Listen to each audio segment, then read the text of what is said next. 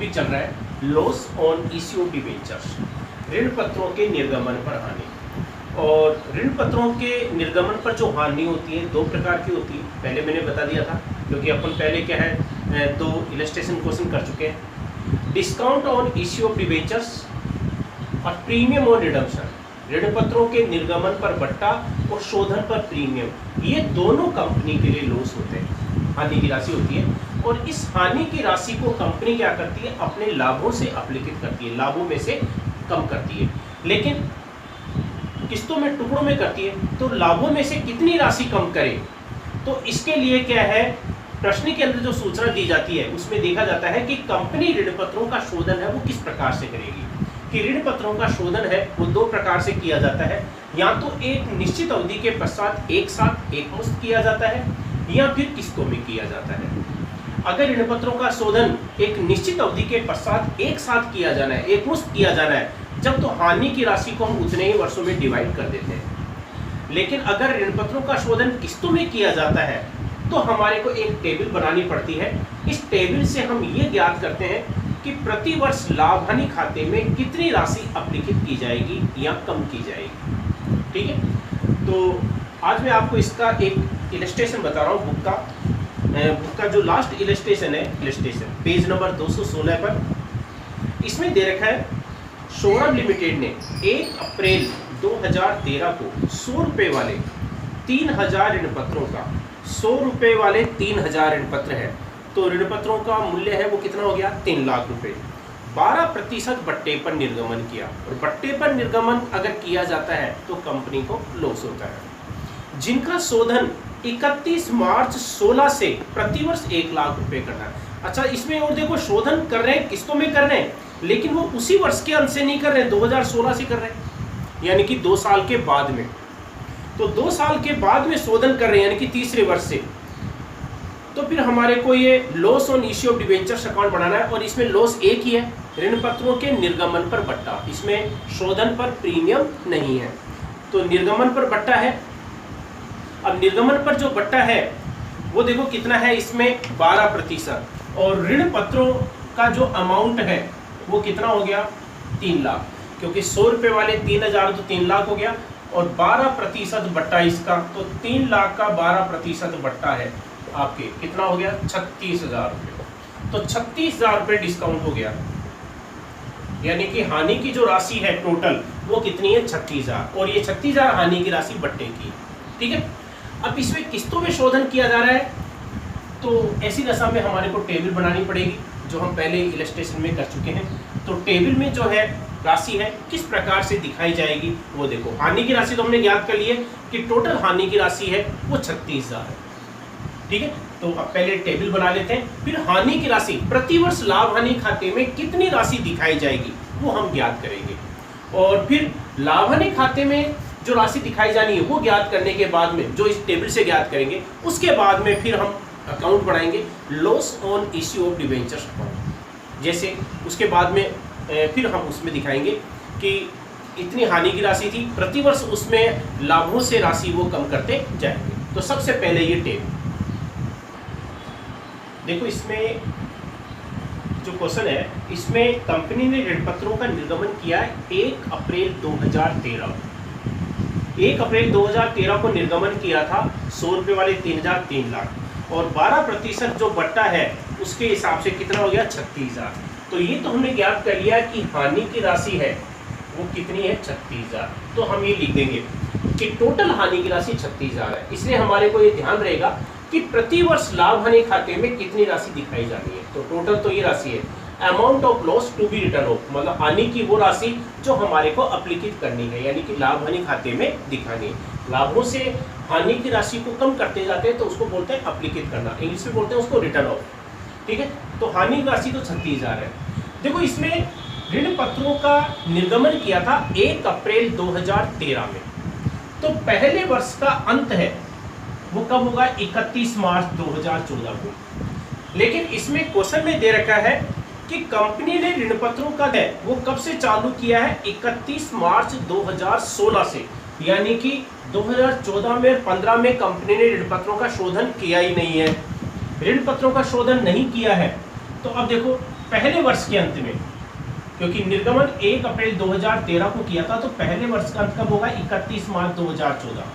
31 मार्च 2014 को ऋण पत्रों का जो मूल्य है वो कितना था? 3 लाख रुपए। और चूंकि कंपनी ने 2014 में ऋण पत्रों का कोई शोधन नहीं किया, यानी कि भुगतान नहीं किया है, तो दूसरे वर्ष के अंत में भी राशि वही 3 लाख रुपए रहेगी, यानी कि 31 मार्च 2015 में भी।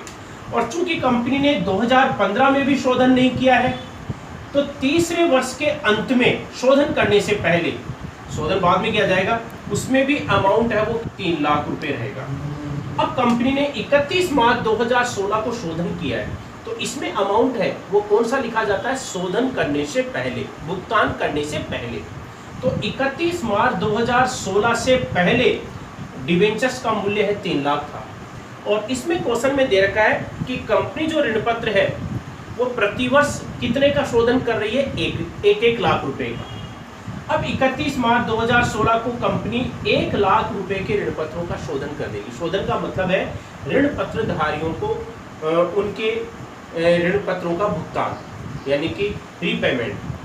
तो जब उनका पैसा लुटाया जाएगा, 1 लाख रुपए का इसमें से भुगतान कर देंगे, तो राशि है, अमाउंट है, वो कितनी बच जाएगी? आपके 2 लाख रुपए। यानी कि 31 मार्च 17 को शोधन करने से पहले अमाउंट 2 लाख बचेगा। अब 31 मार्च 2017 को कंपनी फिर इसमें से 1 लाख रुपए का भुगतान कर देगी, यानी कि शोधन कर देगी। तो 31 मार्च 2018 को जो अमाउंट है वो कितना बचेगा? 1 लाख रुपए। मतलब मैंने अभी बताया था कि इसमें अमाउंट है वो कौन सा लिखा जाता है? शोधन करने से पहले, यानी कि भुगतान करने से पहले। अब 31 मार्च 2018 को कंपनी जब 1 लाख रुपए के ऋण पत्रों का शोधन कर देगी, भुगतान कर देगी, तो आगे अमाउंट नहीं बचेगी। ठीक है, तो अब देखो ये अमाउंट लिया जाएगा, तो हम रेशियो भी क्या करेंगे? इसी अनुपात में निकाल देंगे। ठीक है, तो मैंने बताया था इसमें 0 से 0 तो मैं काट कर आपको बता देता हूँ। देखो आपके ये 0 सबकी ऐसे कट जाएगी, आपको काटने की जरूरत नहीं, रफ में आप काट सकते हो। तो ये इनका रेशियो आ जाएगा। तो इनका जो रेशियो है 1, 2, 3, 3 और 3, इस प्रकार से रेशियो आ गया। इनका हम क्या करेंगे? टोटल कर देंगे। 9, 11, 1, 12, ये टोटल आ गया इसका 12। और टोटल हानि की राशि है वो कितनी थी? आपके 36,000 रुपये। अब क्या करेंगे? अब इसी अनुपात में हर वर्ष लाभानी खाते में कितनी राशि दिखानी है वो राशि हम ज्ञात करते जाएंगे, जैसे कि आपके इसमें इलस्ट्रेशन में दे रखा है। तो सबसे पहले 31 मार्च 2014 को 3/12 टोटल 12 है और अमाउंट कितना है? 36,000 रुपये। तो इसमें ये कट गया आपके, तो इसका अमाउंट है वो आपके कितना आ गया? 9,000 रुपये। फिर दूसरे का निकाल लेंगे, दूसरे का भी आपके वही आएगा 3/12 इंटू 36,000, तो इसका अमाउंट भी 9,000 आ जाएगा। यानी कि दूसरे वर्ष भी लाभानी खाते में कितनी राशि दिखाई जाएगी? 9,000 रुपये। इसके बाद में फिर तीसरे वर्ष में आपकी वही रेशियो आ रहा है, तो इसका अमाउंट भी आपकी वही आएगा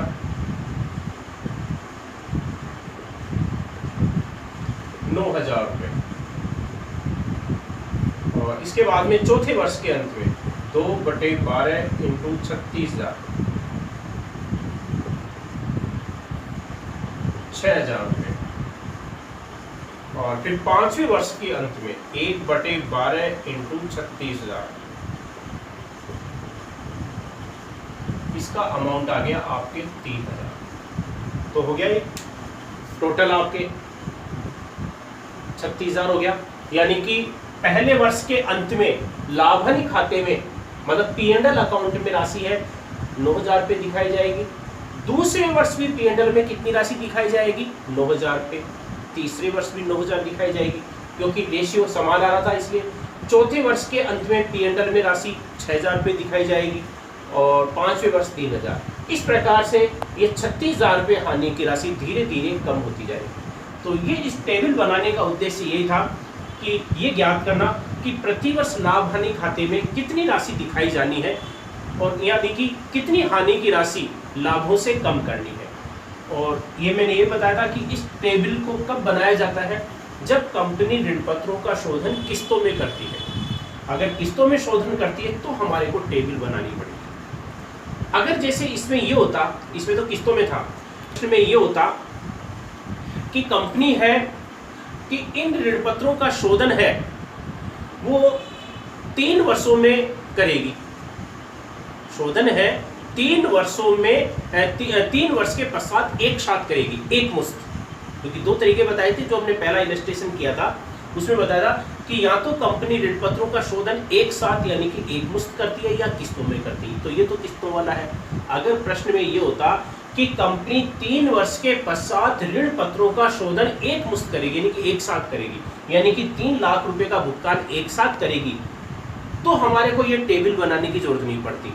अकाउंट तो हम बनाएंगे, लेकिन उसमें हानि की राशि जो दिखाई जाती है वो कैसे ज्ञात करते हैं, ये तो हमारे को मालूम है कि टोटल हानि की राशि है वो कितनी है, 36,000। और इसमें ऋण पत्रों का शोधन 3 वर्ष के पश्चात एक साथ किया जाना है, तो 36,000 हानि की राशि में 3 का भाग दे दो। तो इसमें प्रति वर्ष लाभ हानि खाते में कितनी राशि दिखाई जाती, 12,000। यानी कि पहले वर्ष 12,000, दूसरे वर्ष 12,000 और तीसरे वर्ष 12,000। ठीक है, इस प्रकार से हम दिखा देते अगर ऋण पत्रों का शोधन एक मुश्त किया जाता।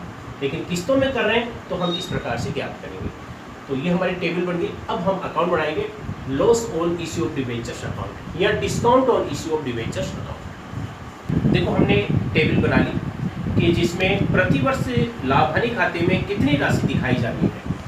तो उसमें क्वेश्चन में आपने देखा होगा कि प्रश्न में दे रखा था कि 31 मार्च 2016 से ऋण पत्रों का शोधन करना चालू किया था, इसलिए प्रथम जो 3 वर्ष है उसमें रेशियो 1 आया था, इसलिए हानि की राशि 3 वर्षों में समान आ रही है। फिर उसके बाद में तीसरे वर्ष के अंत से फिर ऋण पत्रों का शोधन 1-1 लाख रुपए किया जा रहा है, फिर उसमें हानि की राशि प्रति वर्ष बदल दी गई है। अब देखो इसमें ये खाता बनाते हैं, तो इसमें एक ही हानि है, डिस्काउंट। तो हम इस प्रकार से लिख सकते हैं, discount on issue of debentures account. चाहे तो इसको loss on issue of debentures account भी लिख सकते हैं, क्योंकि देखा जाए तो डिस्काउंट है वो भी लॉस ही है। लेकिन अधिकतर हम क्या करते हैं, loss on issue of debentures account शब्द का इस्तेमाल तब करते हैं जब दोनों हानियां होती है, यानी कि ऋण पत्रों के निर्गमन पर बट्टा और शोधन पर प्रीमियम दोनों मदे होती है, तो हम क्या करते हैं, loss on issue of debentures account की लिखते हैं। लेकिन डिस्काउंट के लिए भी हम लिख सकते हैं, लेकिन केवल एक ही मद है तो हम केवल एक शब्द का इस्तेमाल कर सकते हैं, discount on issue of debentures account. क्योंकि कई बार क्वेश्चन में दे दिया जाता है कि loss on issue of debentures account बनाइए और अमाउंट केवल डिस्काउंट की है, तो कंफ्यूज होने की जरूरत नहीं है, क्योंकि डिस्काउंट है वो भी लॉस है, इसलिए आप loss on issue of debentures account लिख सकते हैं। अब देखो इसमें हानि की राशि हमने पहले ज्ञात कर ली थी। कंपनी ने ऋण पत्रों का जो निर्गमन है 1 अप्रैल 2013 को किया था, और 1 अप्रैल 2013 को जब निर्गमन किया था, अप्रैल 1, तो निर्गमन पर जब बट्टा होता है तो डिस्काउंट को हम क्या करते हैं, डेबिट करते हैं। तो अगर हम खाता बना रहे हैं discount on issue of debentures account, ठीक है, तो डिस्काउंट को हमने डेबिट किया है डेबिट साइड में, लेकिन नाम किसका आएगा, विपरीत पक्ष का, क्योंकि हम इसमें एंट्री में जब निर्गमन करते हैं तो एंट्री में क्रेडिट किसको करते हैं, डिबेंचर्स को, इसलिए नाम किसका आ जाएगा, डिबेंचर्स का, टू डिबेंचर्स। और इसमें पहले वाले इलस्ट्रेशन में मैंने बताया था कि इसमें डिबेंचर्स लिखते हैं, तो अब इसमें थोड़ा सा कंफ्यूजन हो जाता है कि डिबेंचर्स कैसे, तो इसमें आप पहचान के लिए ब्रैकेट में लिख सकते हो डिस्काउंट, क्योंकि इसमें अमाउंट किसका है, डिस्काउंट का है, ठीक है, क्योंकि नाम तो डिबेंचर्स का ही आएगा। अच्छा, 1 अप्रैल 2013 को निर्गमन किया था, तो हानि की टोटल राशि है वो कितनी थी, 36,000 रुपये, क्योंकि 3 लाख रुपए के जो ऋण पत्र थे हमने उस पर जो बट्टा है वो कितना दिया था, 12%, तो 3 लाख का 12% बट्टा आपके 36,000 रुपये, ठीक है, 36,000 रुपये हमने दिखा दिया। अब देखो पहले वर्ष का अंत, पहले वर्ष का अंत होता है 31 मार्च 2014, तो पहले वर्ष के अंत में जब लाभ हानि खाते में राशि दिखाएंगे, हानि की राशि को अपलिखित करते हैं, तो हम एंट्री क्या करते हैं, एंट्री करते हैं P&L account DR to discount on issue of debentures account, हानि की राशि, क्योंकि इसमें एक डिस्काउंट ही है। अगर दोनों हानियां होती तो डिस्काउंट की जगह क्या लिखते, loss on issue of debentures account, यानी कि एंट्री क्या करते, P&L account DR to loss on issue of debentures account. लेकिन इसमें केवल डिस्काउंट है, तो हर वर्ष के अंत में ये एंट्री होगी। हर वर्ष के अंत में एंट्री एक ही होगी कि अमाउंट आपके बदलता रहेगा। वर्ष के अंत में एंट्री क्या हो जाएगी, P&L account DR to discount on issue of debentures account. ये तो निर्गमन के दिन की एंट्री थी, तो हमने दिखा दिया 36,000 टोटल हानि की राशि। तो पहले वर्ष के अंत, पहले वर्ष का अंत हो रहा है 2014 31 मार्च। तो मैंने एंट्री क्या बताई, P&L account DR to discount on issue of debentures account. तो मैंने बताया discount on issue of debentures को हमने क्रेडिट किया है, तो किस साइड में लिखेंगे, क्रेडिट साइड में। नाम किसका आ जाएगा, P&L का, यानी कि प्रॉफिट एंड लॉस अकाउंट। तो देखो इसमें पहले वर्ष हमने जो टेबल बनाई थी उसमें हानि की राशि है वो कितनी दिखाई थी, 9,000 रुपये। तो 9,000 रुपये दिखा देंगे, यानी कि जो एंट्री करेंगे वो कितने से करेंगे, 9,000 से। P&L account DR to discount और इश्यू ऑफ डिबेंचर्स अकाउंट। तो टोटल वो हमारी 36,000 थी। 36,000 में से 9,000 रुपये हमने लाभ हानि खाते में दिखा दिए पहले वर्ष के अंत में, तो हानि की राशि हमारी कम हो गई। तो 36,000 में से 9,000 रुपये कम कर देंगे। तो अब 31 मार्च को अब हानि का जो बैलेंस है, हानि का शेष, वो कितना बच गया, इसको हम किस नाम से दिखा देंगे, बाय बैलेंस सीडी। अमाउंट कितना आ गया आपके, 27,000 रुपये। ठीक है, ये हो गया पहले वर्ष के अंत में। अब दूसरे वर्ष के प्रारंभ में, तो दूसरे वर्ष का प्रारंभ 2014 अप्रैल 1 टू बैलेंस बीडी। प्रारंभिक जो शेष होता है उसको बीडी के नाम से दिखाते हैं। तो दूसरे वर्ष के प्रारंभ में हानि का जो शेष है वो कितना था, 27,000। ठीक है, अब फिर दूसरे वर्ष के अंत में फिर लाभ हानि खाते में राशि दिखाएंगे, यानी कि हानि की राशि को कम करते जाएंगे। तो एंट्री उसकी वही होगी, P&L account DR to discount on issue of debentures account. तो वही सेम एंट्री में वही हमने discount on issue of debentures को क्रेडिट किया है, तो क्रेडिट साइड में नाम किसका आ जाएगा, P&L का। तो दूसरे वर्ष का अंत आपके कब हो रहा है, 2015 31 मार्च। ठीक है, तो इसमें बाय P&L। तो दूसरे वर्ष के अंत में हानि की राशि, दूसरे वर्ष के अंत में भी हानि की राशि कितनी आई थी, 9,000 रुपये। तो 9,000 रुपये दिखा देंगे।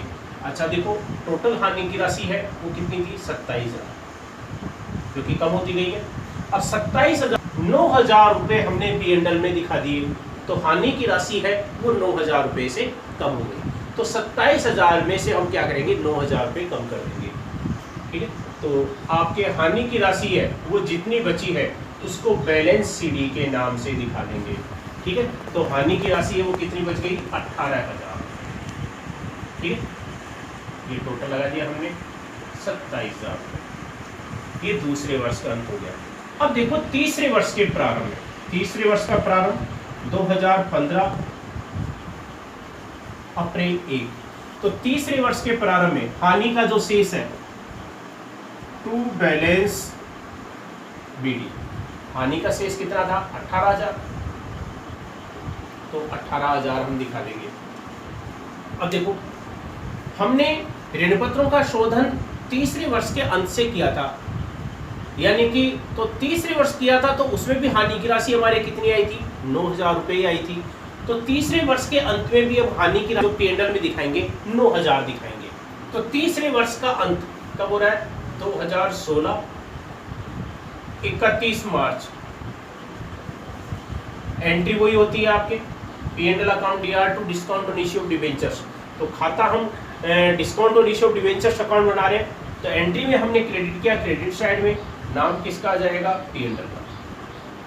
तो तीसरे वर्ष की हानि की राशि है वो कितनी थी, 9,000 रुपये। इधर देखो आपकी टोटल हानि की राशि है 18,000 रुपये थी। 18,000 में से हमने 9,000 रुपये P&L में दिखा दिए।